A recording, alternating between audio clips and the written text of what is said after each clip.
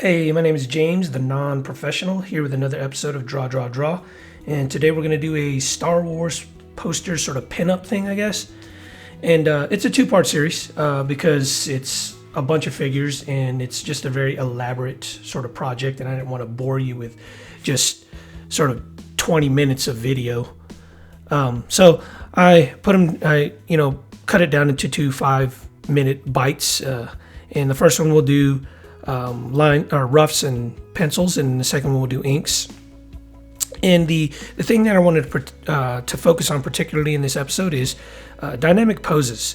Dynamic poses were a difficult concept for me to grasp because I just didn't understand that dynamic poses were actually necessary in order to do drawings.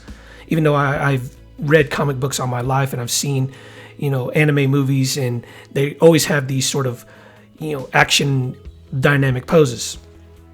One of the ways I found best to create dynamic poses is to use what's called C-shaped line.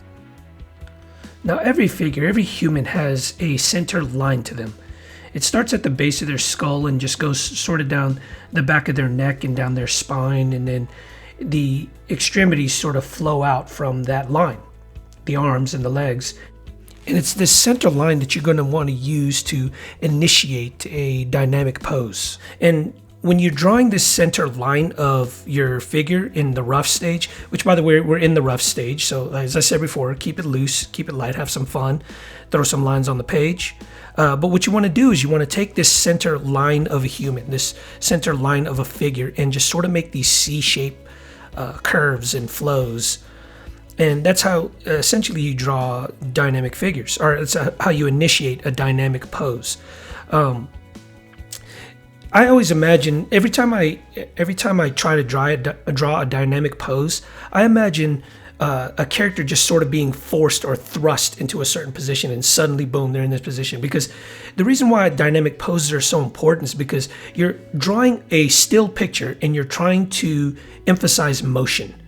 And if you just have sort of a static pose, or just like a regular human normal pose, it's just not going to convey that type of action or that type of motion on the page. Now, in real life, people don't generally stand or pose like this. I mean, maybe dancers do, or maybe people on film that are trying to convey some type of passion or emotion. But generally, that's not what you see. But on comic books, you see people in these sort of dynamic poses because, again, they're trying to convey emotion. Now, regularly, your hand doesn't flare out with all your fingers spread apart and your wrists sort of cocking your hand to one direction. But in comic book, it shows a seriousness or a passion or a tense attention in the character that's going through whatever ordeal they're going through. So before I get heavy into dynamic poses, I just want to make sure that we're on the same page here. We're in the lines stage of the drawing, the second step in the process of drawing comic book art, or pencils, however you want to call it. And guys, I'm not really great at caricatures, so if it doesn't look exactly like Harrison Ford, you're going to have to forgive me for that. Again, I'm not a professional. So it may not look like Harrison Ford, it may not look like Mark Hamill, and it definitely doesn't look like Princess Leia. The Princess Leia, she was gorgeous. I mean, she was really every fanboy's dream in the 70s and the 80s when these movies were airing. But she doesn't translate into comic book very well, or maybe I just don't know how to do it right. But every time I see Princess Leia in comic books, it very rarely looks anything like her. You just have basically the characteristics of her, but not really. It doesn't really look exactly like her.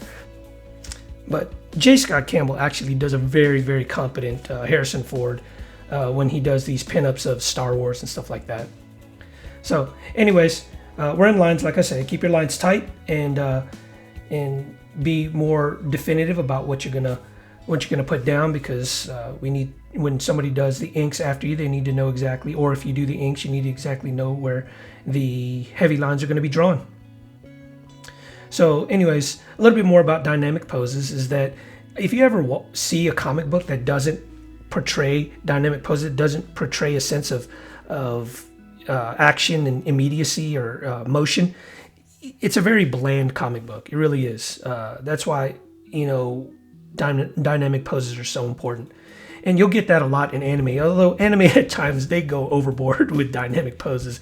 They'll hold like a dynamic pose on the screen in just sort of this still with, the background moving at light speed for like a good few seconds. And you're just like, okay, we get it.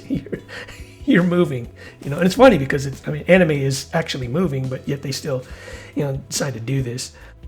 So anyways, that's the end of the first of the 2-part series here.